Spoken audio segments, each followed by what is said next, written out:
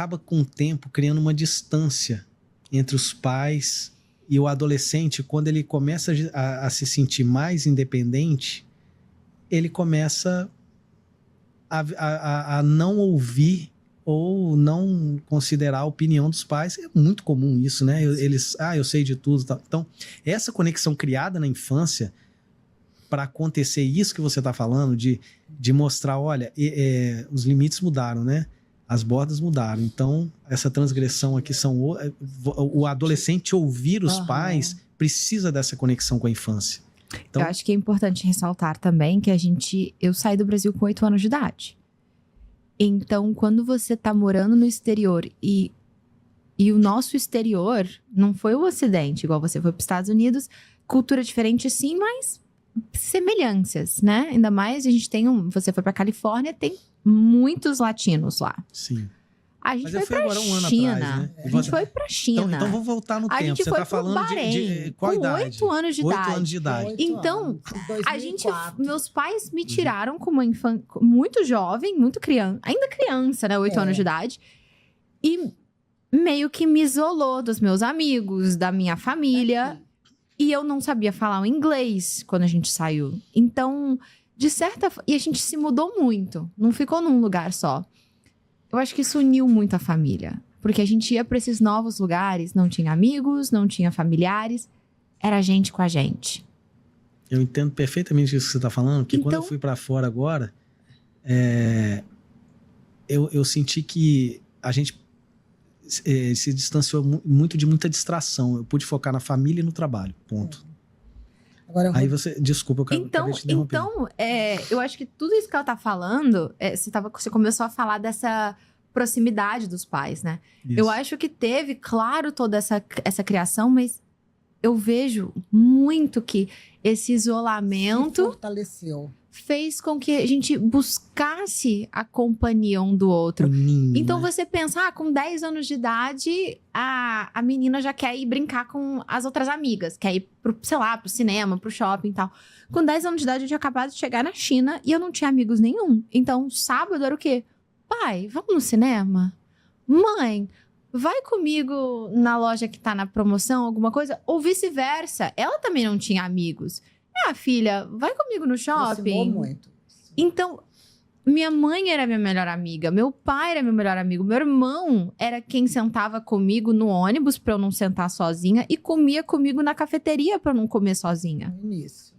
Depois você fez muita amizade. Depois eu fiz muita amizade, mas cada vez que a gente ia pra um país novo, era um recomeço. E por um ano ali, você era minha melhor amiga. Isso contribui, mas se ela não tivesse antes... minha única amiga. Se ela não tivesse antes todo esse contato comigo, ela não teria seguido.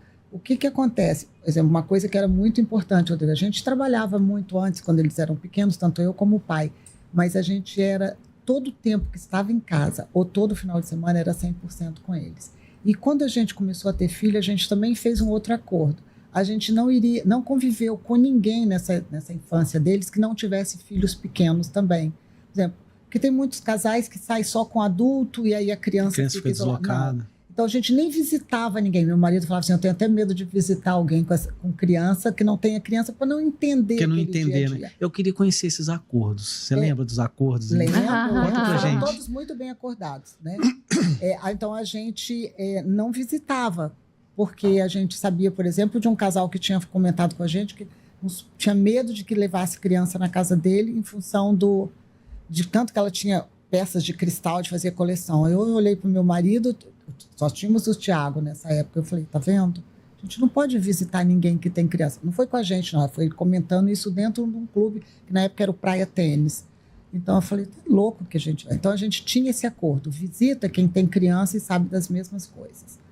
E lá em casa também, se fosse uma criança, eles não eram tolhidos de falar não pode chegar perto disso ou não pode chegar. Então, esse foi um acordo. E quando a gente foi lá para fora, a gente sabia que a gente ia ficar muito mais unidos. E isso contribuía. Primeiro porque eles já tinham, né, alguma base. Nós tivemos exemplos de casais que foram lá para fora, que os filhos não se adaptaram. Os nossos também tiveram a fase deles, né, de dificuldades. Foi difícil pra caramba. Porque os filhos voltaram para o Brasil, o casal ficou, os filhos ficaram morando com os pais no Brasil. Com os avós. Com os avós no Brasil. Isso a gente não ia permitir nunca. Outra coisa, filhos... Às vezes a mãe voltava com os filhos e o marido não, a mãe ficava voltava, sozinho, né? o marido ficava sozinho. Porque a vida de expatriado não é só flores. Você não está de férias, você tem todas as dificuldades. A gente não, passou todas as dificuldades de adaptação e foi o que ela disse. Foi na Ásia, foi muito mais difícil. E também foi um período no Oriente Médio. Juntos, a gente participava. A Mia era louca com filme desde muito cedo. Teve mês que a Mia assistia 60 filmes.